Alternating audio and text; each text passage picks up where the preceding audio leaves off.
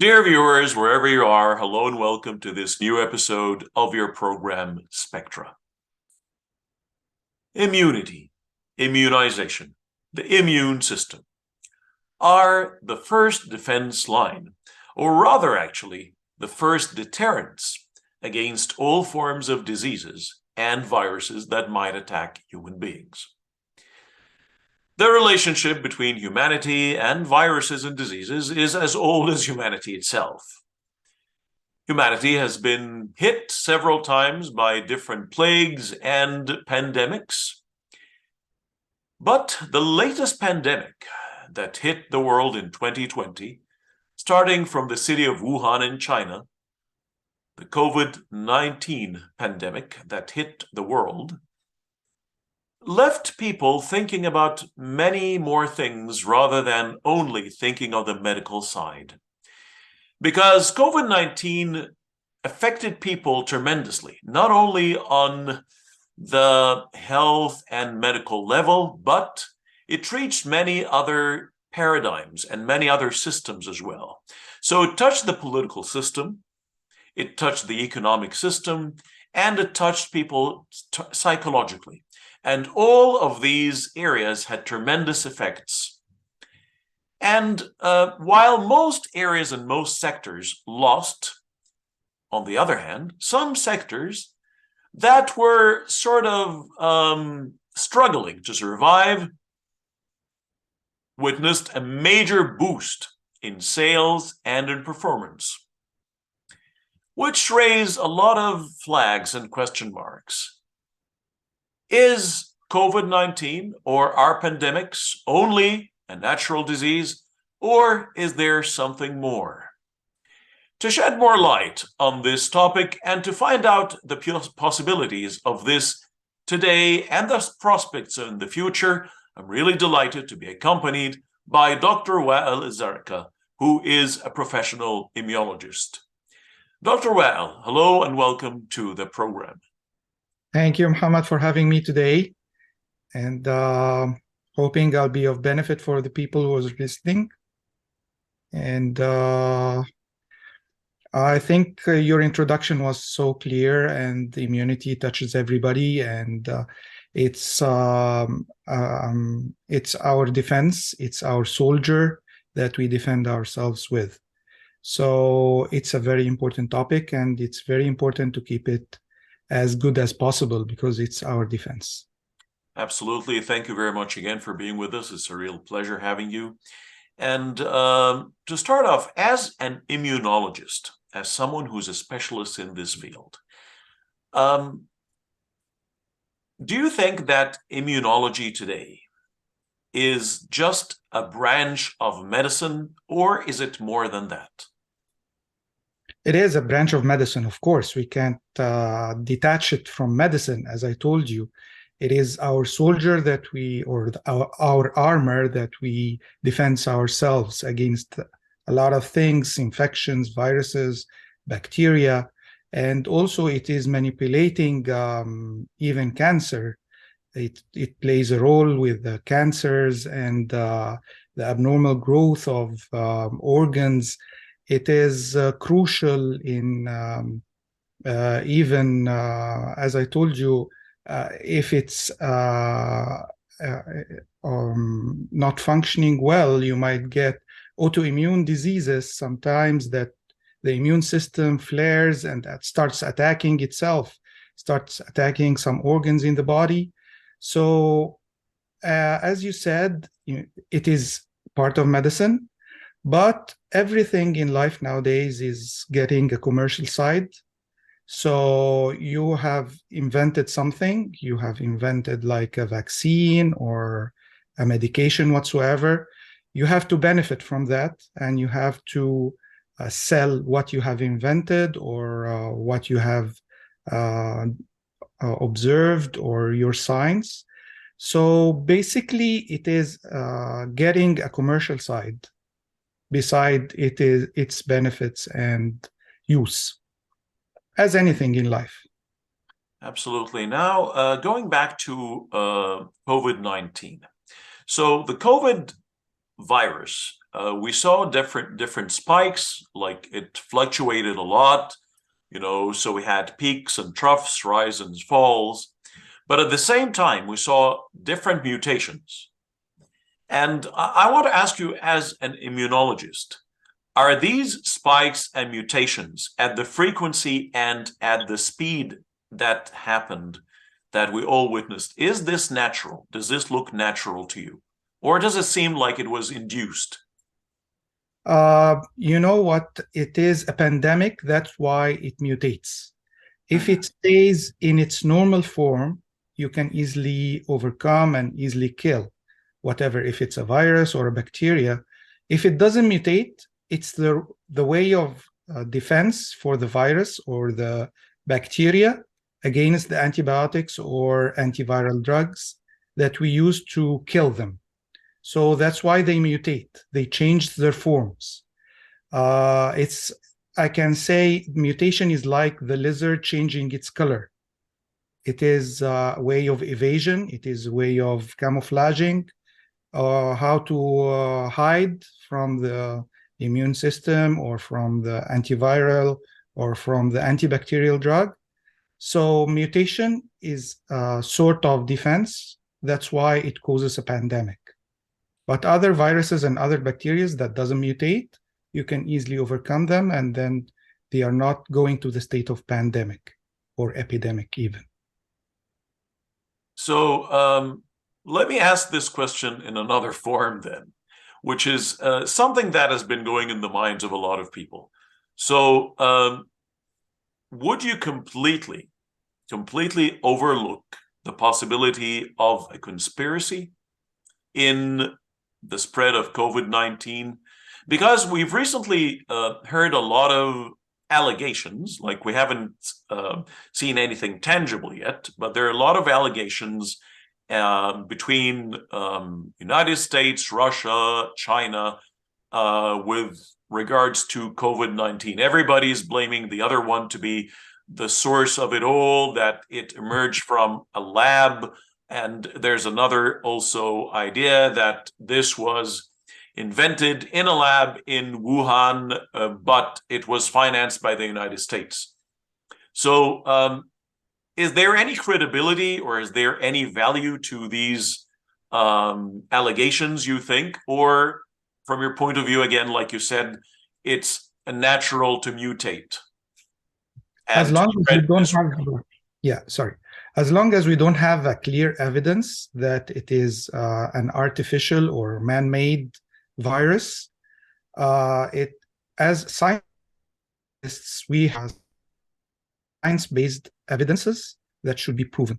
But in this case, everybody is blaming each other of having or creating this virus, and it is man-made, and it was made in Wuhan, as you said, and it could be a biological weapon, and biological weapons are basically viruses. So it might be a man-made or something, but up till now we don't have any evidences. Every country is blaming each other and saying you're the source of the virus, you're the one who made it, it was created by your lab under the supervision of US, as you said. But up till now, we don't have any proofs, we don't have any evidences. But what we can say is that it is, the fact is, it's a virus and it caused the pandemic. But by the end of the day, it's a conspiracy theory, and it's something everybody is throwing the ball on each other. And up till now, we don't have any evidence about that. And as doctors, we can prove it.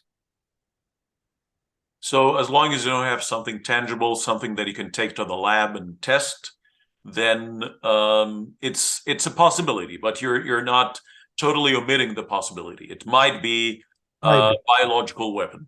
True, That's that's true. Because that's possible. coronavirus have been existing for years before Absolutely. the COVID pandemic. It Absolutely. was two pandemics before, but they weren't that bad. But still, they can grow it in a lab and even give it more defense mechanisms that they can go into a pandemic. So things like cow madness, avian flu, swine flu, are they the same as well? Are they just natural, or is there again a possibility of them being biological weapons? No, they are natural. Of course, as I told you, viruses can happen, and when they are mutating, they can cause a pandemic or Mm. epidemic or just flares up in a country that might not reach the state of epidemic. Okay, so again, with regards to the vaccinations, like we had different vaccines around the world, there are mainly five vaccines. So two from North America, one from Britain, we had one from China and one from Russia. Please correct me if I'm wrong, like, but these were like the These really are the main players, yeah. But exactly the real even popular Egypt ones. has made one vaccine, so Yeah. it is. Yeah, these are the main players. Other countries So made their vaccines, but on small scales. and again, there was, crediting and decrediting different, vaccines. So North America and Europe would totally dismiss, the Russian or Chinese vaccines. Other parts of the world would use them. That's Uh, true. that's the first part of my question. Like, how do you see this crediting and discrediting? Was this really because of scientific reasons, or was it of commercial reasons? No, mostly it's of commercial reasons because it's by the end of the day, it's a monopoly. And as long as these companies, the big giants, are paying to get accreditations and to be more recognized worldwide, globally, with FDA approvals, with other approvals that cause them to sell more and Mm. be registered in all countries worldwide. So it's a monopoly by the end of the day. But every vaccine to be approved, it passes through many steps to get the approvals. So all these countries you've stated have done this procedure, and they are tested and approved. But the long-term studies lacked in all the vaccines because it was made in a rush, as they say. So it doesn't pass through the long-term efficacy or the long-term being not harmful, doesn't harm the body. So this is not tested because it was made maybe after a year and a half from the start of the pandemic. We got the vaccine. So at least it takes 3 years to get the approval with the long-term study and the long-term benefits and the long-term non-harming to the body. Then again, talking about the vaccines again. So if we talk about, for example, like Moderna, Pfizer, and AstraZeneca, these were the three most popular ones in Europe and North America. Yeah. And we had like a lot of contradictory messages. So at some time they told you that you need to take the 2 or 3 doses from the same vaccine. And then later on they said, it's okay as long as they're from the same genre. So supposedly Moderna and Pfizer were from one genre, and then Pfizer was from another genre. Then later on, they said, no, actually, it's much better. It's recommended, highly recommended, that you take a mix. So, how do you see this contradiction? Again, is this natural? Is this scientific? Is this because they made more research, or because it's becoming like a very lucrative business? Some deals were made. Basically, it was due to the supply chain. Mm-hmm. This mix up. These factories of giant manufacturers like Pfizer and Moderna are distributing globally to all the countries worldwide, even with those who were using the Chinese and the Russian. They were importing from Pfizer and Moderna. For you can say for the elite class, they were doing Pfizer and Moderna, and for the population, they were doing the Chinese ones. But still, what I believe is that you have to stick to one type. because you are building upon. With the Pfizer vaccine, if you took it the first dose, you have to take it the second and third doses. With the AstraZeneca, which is totally different, you have to stick to it with the second. With Moderna, if you'll take Moderna, also you have to stick to it. How about Moderna and Pfizer? Like they said, they're sort of the same genre. They're made almost in the same way. You definitely know much more than me. Yeah, is this correct? Is this from correct? Yeah. So is it okay? Are they interchangeable? Is it okay for me to take first dose from one and second dose from another? Like rather Yeah, than AstraZeneca, which is completely different? for me, if it's my decision, you have to stick to one. But they are the same. So if there's no supply, you can mix and match. So why would you rather stick to one? Because there are other ingredients than the active ingredient against the virus, which is the RNA. So if they are using some incipients in one, you have to stick to it. It's better. Okay. It doesn't provoke your immune system more if you're sticking to it. It has been exposed to that, so stick to it. Now, as far as like again the structure, like people have heard a lot of, again, I would say jargon, medical jargon, maybe that they might not be very familiar with, and people felt that people are playing with them by just showing them these, big words here and there, and so the general understanding between the public, and please, I'd like to shed some light on this, and please correct some misconceptions that people have, if any, is that some of these vaccines would do something with the RNA and like ribonucleic acid, and the other one would do something with the DNA. Is this correct in any way or not? Like, does it affect, the building blocks? The RNA, DNA are the building blocks of our genes. It doesn't interfere with your genetic element by any means. Your Okay. element will stay the same, and maybe to change it, you need some radiations with huge amounts, like what happened in Chernobyl. But for a vaccine, it couldn't change your DNA by any means. Okay. Because this one is a messenger RNA, so it is the signal to the to manufacture this RNA. Is just a signal, so it is not interfering by any means with the production of your DNA and the structure of the DNA itself. Okay, what is the possibility of, again, it might sound like science fiction, but a lot of people have been talking about it. Is there any possibility in inserting a microchip in human bodies through the vaccine? Like you have the syringe, and the syringe goes into, like, your bloodstream. So the syringe, the point of the syringe, it goes there, and it looks like there's a fluid. But if we're talking about a microchip that can only be viewed under the microscope,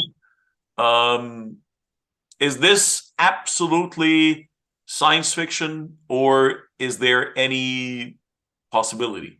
No, it's a science fiction. Definitely, it's a science fiction. What do they need to know with this microchip? They know everybody about us through the mobile phone.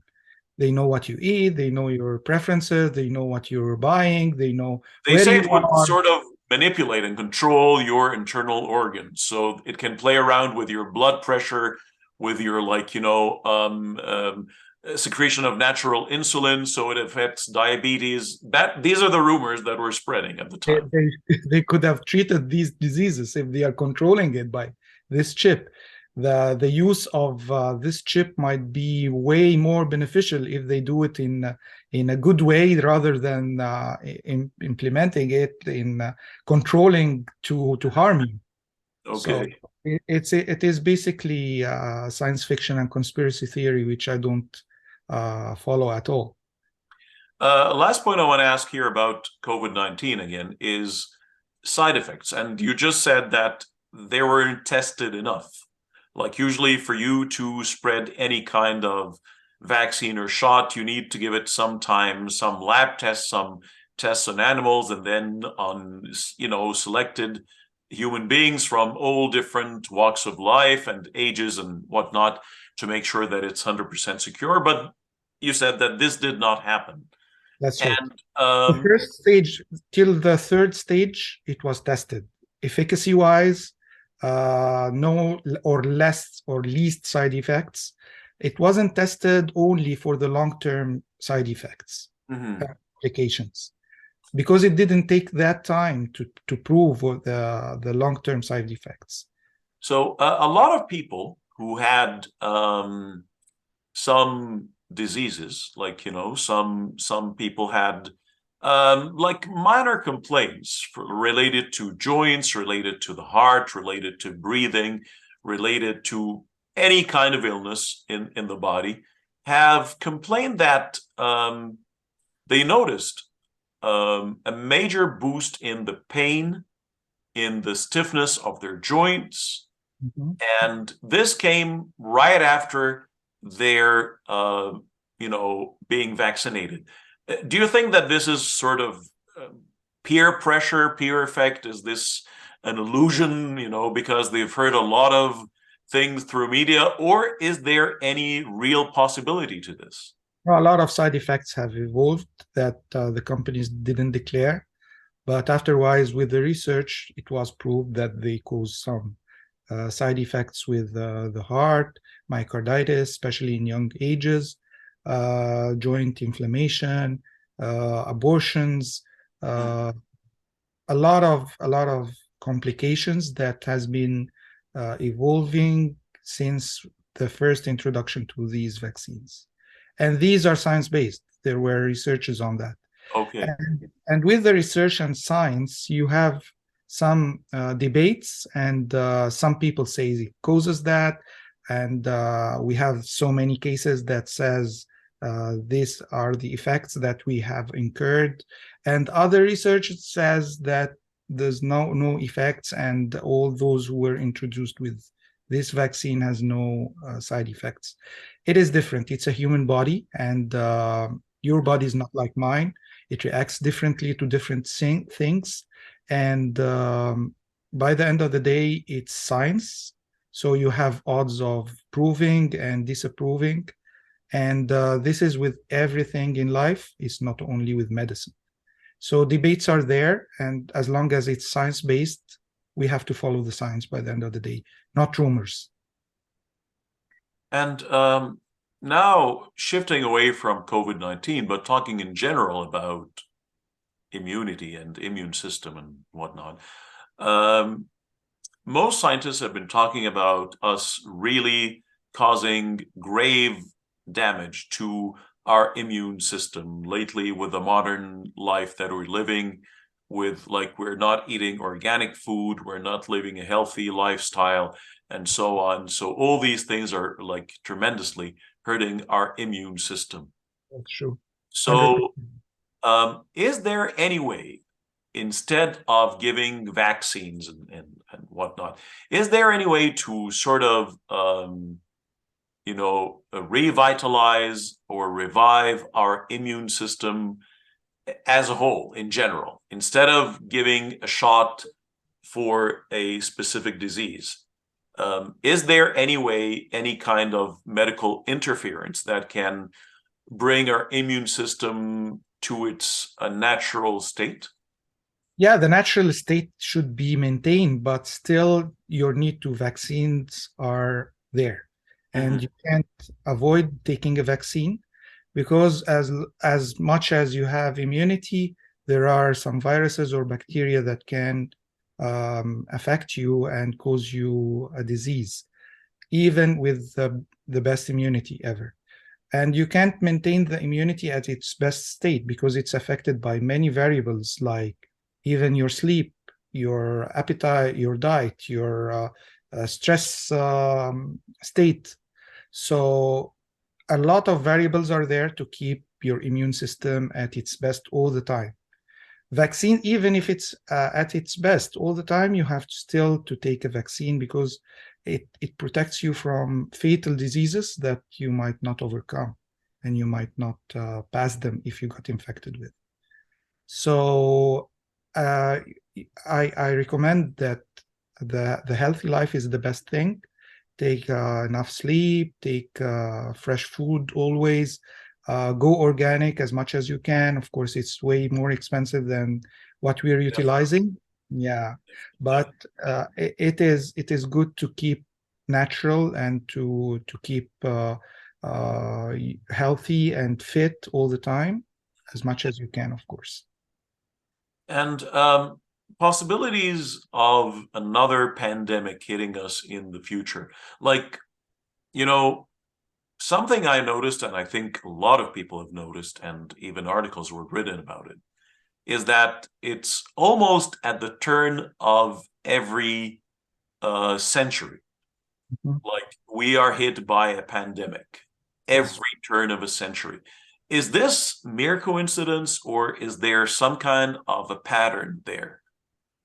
No, it's a coincidence because even before the flu pandemic, there was the plague. The plague Yeah. happened maybe as far as I can remember in the 1860s, something like that. And plague was through rats or mice? That's right, through mice. Yeah, and Yes. it was a pandemic. And the cholera that happens in the 40s also, it was a pandemic. Yeah. So the pattern happened only maybe with the flu and the coronavirus. So you can't say that it's a pattern or it is Okay. happening every decade or something because you have thousands of infections that might happen in a sort of a pandemic. Plague is still there, but still it's not a major disease nowadays, but it's still there. And people might get plague, but on small scales.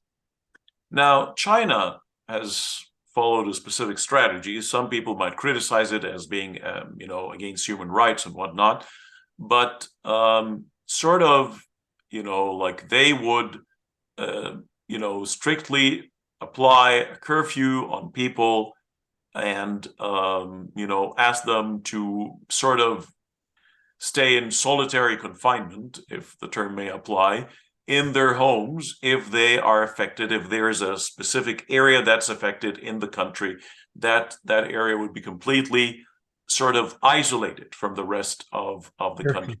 Yeah. Is this an effective way from stopping a disease to become a pandemic later on, or because we have like a disease, then we have an epidemic, then a pandemic. Like if we just hold it at the very beginning, is this a guaranteed procedure to stop the epidemic becoming a pandemic? It is one of the ways, basically, but in our scenario here, it didn't prevent it. Mm, As we said, it started in Wuhan, and they put Wuhan in curfew, and from there it spreads worldwide, and it went to the far countries away from China. okay. But it is one of the protective measures that they can take to avoid infections and avoid pandemics to happen. But it's not everything by the end of the day. Okay. Last but never least is, do you think that in the future we will be seeing more commercial use of immunology and again more military use of immunology? As in, because a lot of companies made incredible profits, like hand sanitizers. Nobody, like use the hand sanitizers with that frequency. Things even like toilet paper, things like, all sorts of disinfectants, masks, and so on. Like all these, and again, cyberspace, e-trade and all this stuff. Something like Zoom and so on. Like all these sectors made incredible profits.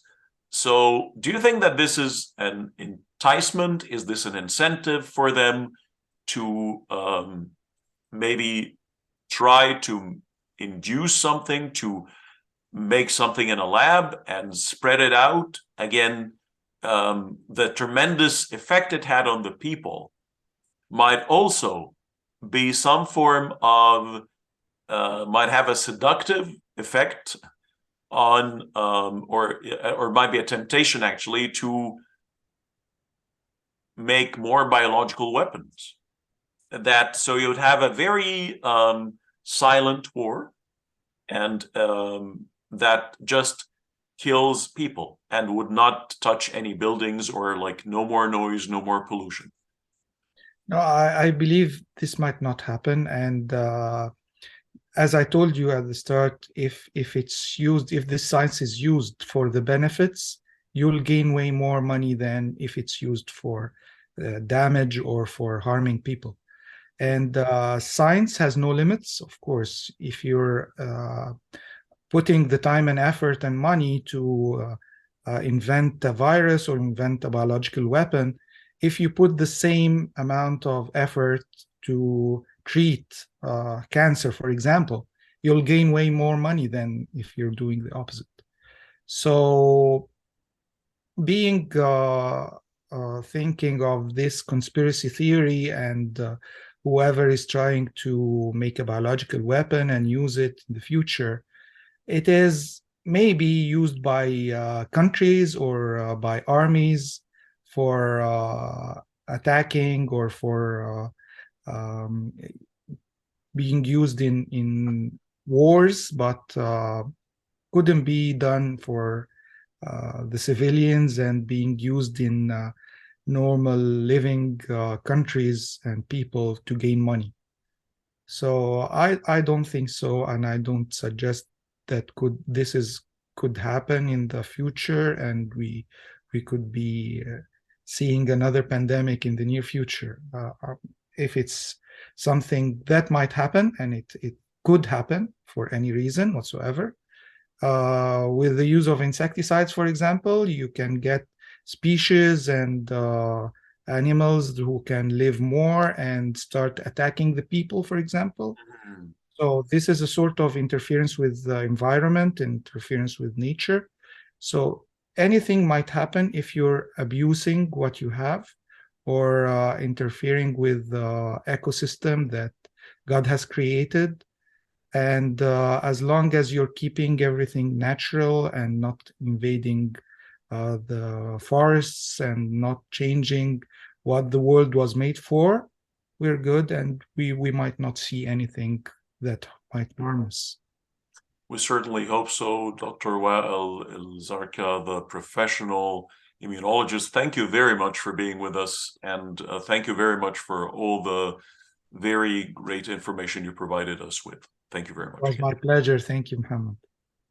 Thank you. And dear viewers, if we were to come to a recap or to conclude here, it's again, this is a major test for humanity, because everything in the world has two sides to it. And there's always, the head and the tail of a coin, the flip of the coin, always. So someone like Alfred Nobel.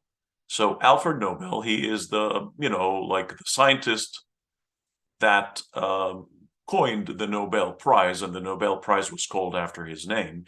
And the Nobel Prize is given to scientists, to philosophers, to thinkers, to writers, to peacemakers.